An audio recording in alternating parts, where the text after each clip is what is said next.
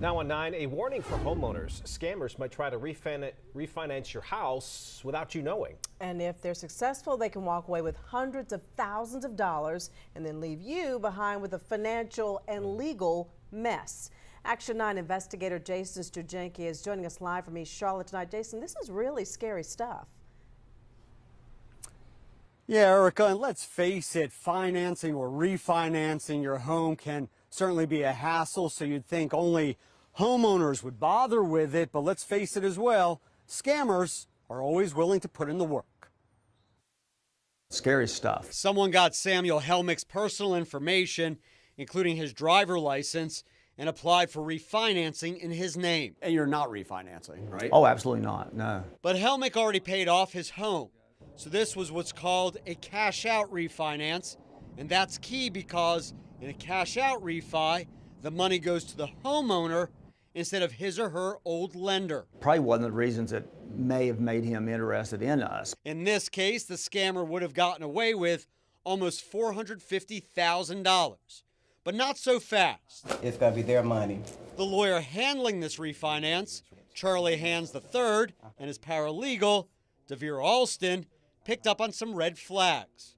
Plus, Hands says he went to a conference in the fall. This kind of fraud came up, and the message was always confirm the homeowner's identity face to face. So Hands told me he tried to Zoom with him. And no show. There was no show from the And that's when you decided to go in person. Exactly. So the very next day, we went out to the actual home. That's right. They went the extra mile, or more specifically, the extra 29 miles round trip to Helmick's house. They said, "Are you Samuel Helmick?" And that always takes you back. And I was like, yes, I am. The homeowner had no idea who we were or knew anything about a refinance with us at all. And I said, not this house. I was stunned. I was absolutely stunned. We just doing how we were trained. He shut everything down, thank God. Look, Helmick would have been on the hook for big payments, more than $3 grand each month. He says he probably would have thought it was a scam and ignored it.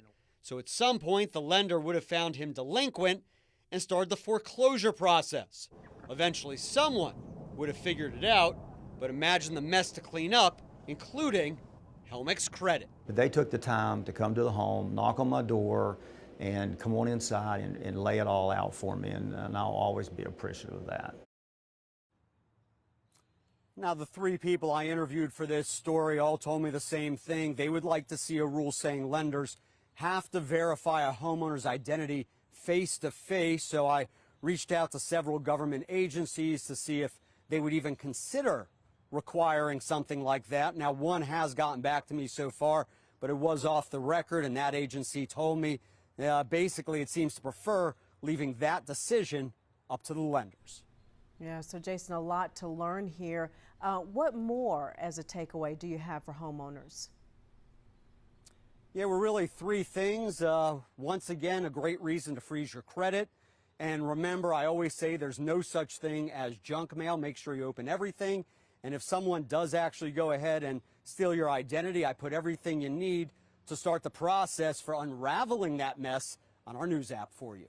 We're live in East Charlotte. Jason Stujenki, Channel 9 Eyewitness News.